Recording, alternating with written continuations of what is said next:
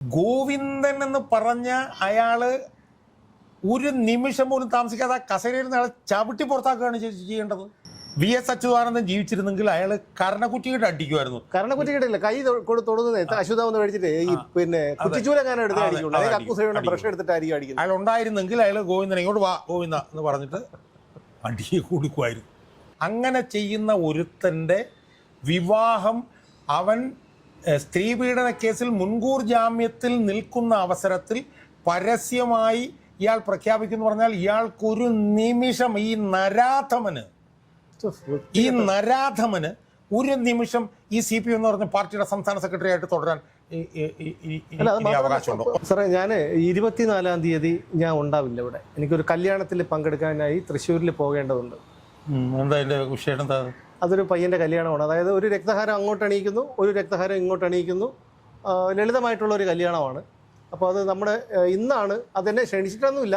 പക്ഷേ സംസ്ഥാന സെക്രട്ടറി CPM-ൻ്റെ സംസ്ഥാന സെക്രട്ടറി MV ഗോവിന്ദനാണ് ഇന്ന് ആ കല്യാണ വാർത്ത പുറത്തുവിട്ടത്. വേറെ ആരുടെയുമല്ല, നമ്മുടെ റാപ്പർ വേടൻ വിവാഹിതനാകാൻ പോകുന്നു എന്നുള്ള വാർത്ത കണ്ണൂരിൽ വെച്ച് ഒരു പൊതുവേദിയിൽ വെച്ച് ഇന്ന് പുറത്തുവിട്ടത് MV ഗോവിന്ദനാണ്.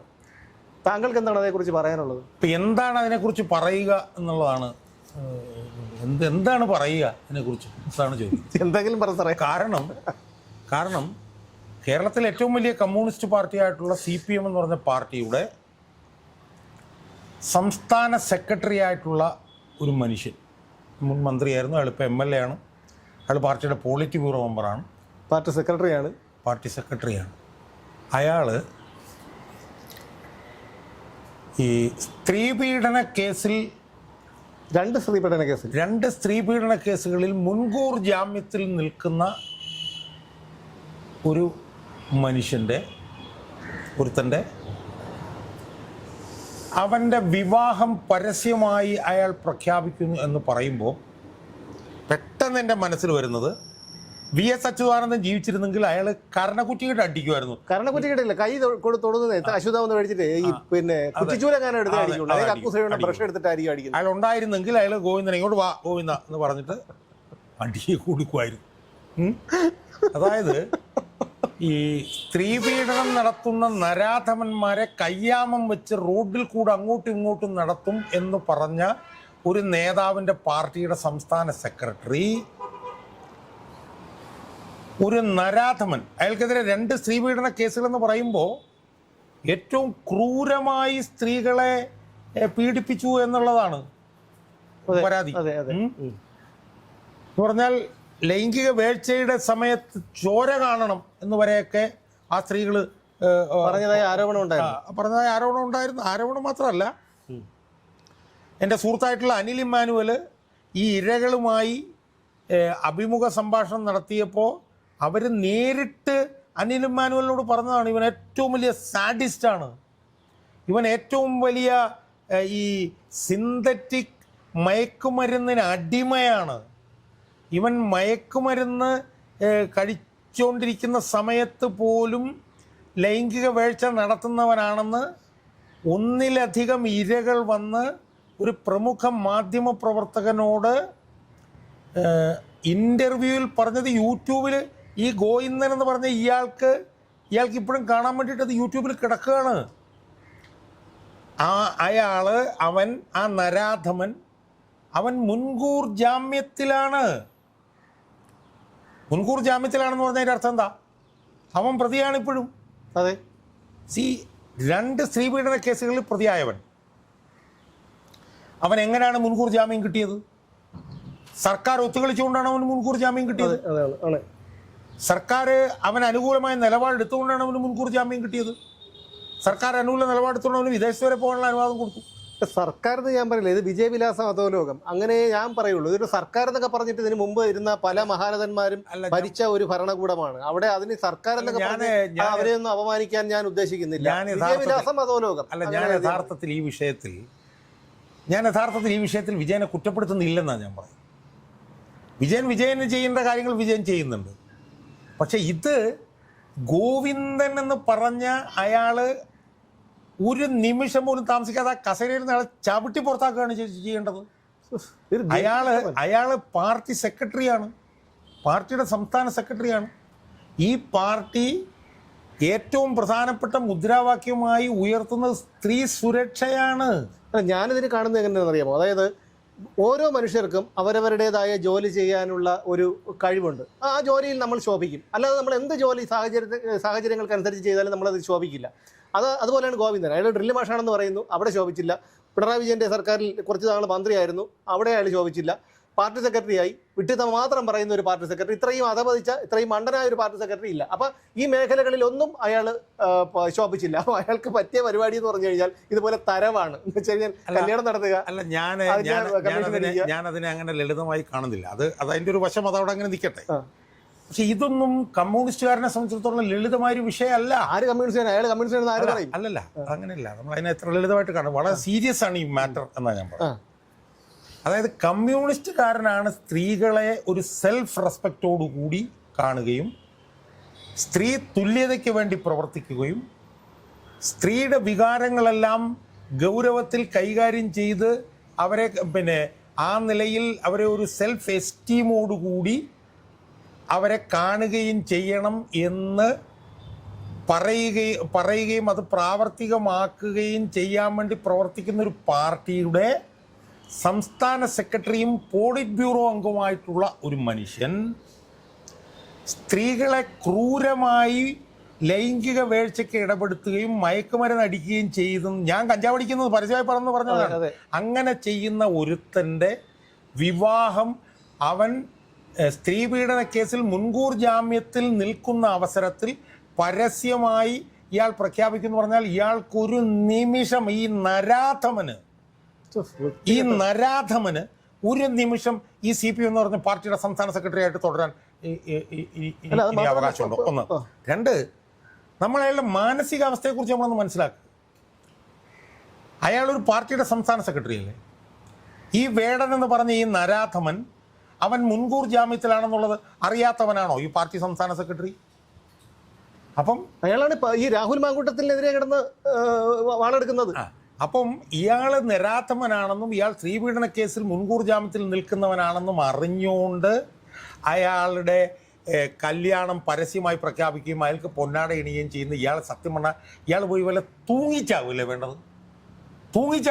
ഇയാൾ ഇപ്പൊ VS അച്യുതാനന്ദൻ ഉണ്ടായിരുന്നെങ്കിൽ ഉള്ള അവസ്ഥ നമ്മളൊന്നാലും VS അച്യുതാനന്ദൻ അയാളുടെ ശവകുടീരത്തിൽ കിടന്ന് ഞെളിപരി കൊള്ളും. അതായത് ഈ മരിച്ചവനെ അപകീർത്തിപ്പെടുന്നതിന് പറയുന്ന വാക്കാണ് ടേണിംഗ് ഇൻ ദ ഗ്രേവ്. അല്ല, അത് VS മാത്രമല്ല, ചടയൻ ഗോവിന്ദൻ അദ്ദേഹമൊക്കെ ആ കസേരയിൽ ഇരുന്ന ആളല്ലേ. അപ്പോൾ അവരൊക്കെ ഈ പറയുന്നത് പോലെ താങ്കൾ പറയുന്നത് ശരിയാണെന്നുണ്ടെങ്കിൽ അവിടെ ഈ ശവകുടീരത്തിൽ കിടന്ന് ഞെളിപിരി കൊള്ളുകയാണ്. എങ്ങനെയെങ്കിലും കഴുത്തരിച്ച് ചെയ്യണമെന്ന് കൊന്നിട്ടിരുന്നെങ്കിൽ എന്നുള്ള ഒരു ചിന്താഗതി അവരുടെ ആത്മാക്കൾക്കുള്ളത്. അപ്പോൾ ഇത് തീരാൻ പോവുകയാണെന്ന് ഞങ്ങളെപ്പോലുള്ള ആളുകൾ പറയുന്നത് എത്രയോ ശരി. കാരണം ഇതിൻ്റെ സംസ്ഥാന സെക്രട്ടറി പോലും ഇതുപോലുള്ള മരപ്പൊട്ടത്തരെന്ന് ഞാൻ പറയും, ഇതുപോലുള്ള വൃത്തികേടുകൾ, ഇതുപോലുള്ള നീചവും നികൃഷ്ടവുമായിട്ടുള്ള പ്രവർത്തനങ്ങൾ ചെയ്യുമ്പോൾ ഇതിന് ഒരു പാർട്ടിയായി തുടരാൻ എന്ത് അവകാശമാണുള്ളത്? അത് മാത്രമല്ല, പൊന്നാട അണിയിച്ച് ആദരിക്കുകയും ചെയ്തു വേടനെ. ഞാൻ പറഞ്ഞു, ഇതിനകത്ത് നമ്മൾ കാണേണ്ട വേറൊരു കാര്യമുണ്ട്. ഇതിനകത്ത് ഈ പാർട്ടിയിൽ കുറേ വനിതാ നേതാക്കന്മാരുണ്ടല്ലോ. KK ശൈലജ എന്ന് പറഞ്ഞൊരു നേതാവുണ്ടല്ലോ, PK ശ്രീമതി. ഈ വനിതാ നേതാക്കന്മാർക്കൊക്കെ ഇയാൾ ചെയ്തതിനെ കുറിച്ചിട്ടുള്ള അവരുടെ നിലപാടെന്താ? അവർക്ക് എന്താണ് ഇതിനെക്കുറിച്ച് പറയാനുള്ളത്? CS സുജാതയുണ്ട്, J മേഴ്സിക്കുട്ടി അമ്മയുണ്ട്, അങ്ങനെ കുറേ വലിയ പ്രൗഢഗംഭീരമായിട്ടുള്ള വനിതാ. അവർക്ക് ഈ ഗോവിന്ദൻ ചെയ്തതിനെ കുറിച്ചിട്ട് അവർക്ക് എന്താ പറയാനുള്ളത്? PK ശശിയുടെ പീഡനത്തിന് തീവ്രതയില്ലെന്ന് കണ്ടെത്ത ശ്രീമതിക്കൊക്കെ ഇതിൽ എന്ത് പറയാനാണ്? ഞാൻ പറഞ്ഞ അതൊക്കെ ഇതുമായി നോക്കുമ്പം വളരെ ചെറിയ കാര്യം. അതെ, കാരണം അതൊക്കെ ഈ പറഞ്ഞ പോലെ നമ്മൾ എന്തൊക്കെ പറഞ്ഞാൽ ആരോപണങ്ങളുടെ ലെവലിൽ നിൽക്കുന്ന കാര്യമാണ്. ഇത് ഇവൻ മുൻകൂർ ജാമ്യത്തിലല്ലേ? അതും ഏറ്റവും ക്രൂരമായി തങ്ങളെ ഇവൻ ബലാത്സംഗം ചെയ്തു എന്ന് ഒന്നിലധികം ഇരകൾ വന്ന് പരസ്യമായി പറഞ്ഞത് പിന്നെ യൂട്യൂബിൽ കിടക്കുകയല്ലേ. തലയ്ക്ക് വെളിയുള്ള CPM-കാരെന്താ ചെയ്യേണ്ടതെന്നറിയോ? യൂട്യൂബിലുള്ള ഈ ഇന്റർവ്യൂ എടുത്തിട്ട് ഈ ഗോവിന്ദന് 100 ആയിരക്കണക്കിന് CPM-ന്റെ അണികൾ അയച്ചു കൊടുക്കണം. അയാൾക്ക് വിവരം വെള്ളിയാഴ്ച അങ്ങനെയല്ല. അങ്ങനെയല്ല, നമ്മൾ അതിനെ അങ്ങനെയല്ല കാണേണ്ടത്. നമ്മൾ 100 ആളുകൾ ഇത് അയച്ചു കൊടുക്കുന്നു എന്ന് പറയുമ്പോൾ അത് പാർട്ടി അണികളുടെ ഒരു പ്രതിഷേധമായിട്ട് നമ്മളതിനെ കാണണം. അതിൻ്റെ ഒരു സിംബോളിക് പ്രതിഷേധമാണത്. മനസ്സിലായോ? അയാൾ കൊള്ളരാത്തവനും അയാൾ തലയ്ക്കാത്തൊരു വെളിവില്ലാത്തവനുമായിട്ടുള്ള ഒരുത്തനായതുകൊണ്ടാണല്ലോ ഈ വൃത്തികേടിനെ അയാൾ കൂട്ടുനിന്നത്. അപ്പോൾ അയാളിൽ നിന്ന് നമ്മൾ വേറൊന്നും പ്രതീക്ഷിക്കേണ്ട. പക്ഷേ പാർട്ടി അണികളിത് മനസ്സിലാക്കണം, പാർട്ടിയിലെ സ്ത്രീകളിത് മനസ്സിലാക്കണം, പാർട്ടിയിൽ ആത്മാഭിമാനമുള്ള സെൽഫ് റെസ്പെക്റ്റ് ഉള്ള താഴെത്തട്ടിലെ സ്ത്രീകൾ ഇത് മനസ്സിലാക്കണം.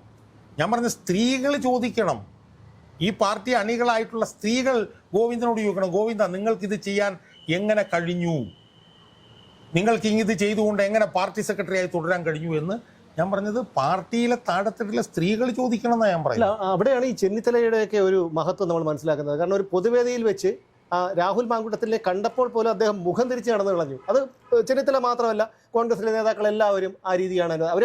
അവരുടെ പിന്നാമ്പുറം എന്താണെന്ന് നമുക്കറിയില്ല. പക്ഷേ ഇത്രയും പരസ്യമായി ഇത്രയും വൃത്തികെട്ട ഒരുത്തനെ ന്യായീകരിക്കുന്നു പറഞ്ഞാൽ ഇയാളൊക്കെ എങ്ങനെയാണ് നമ്മൾ വിശേഷിപ്പിക്കുന്നത്?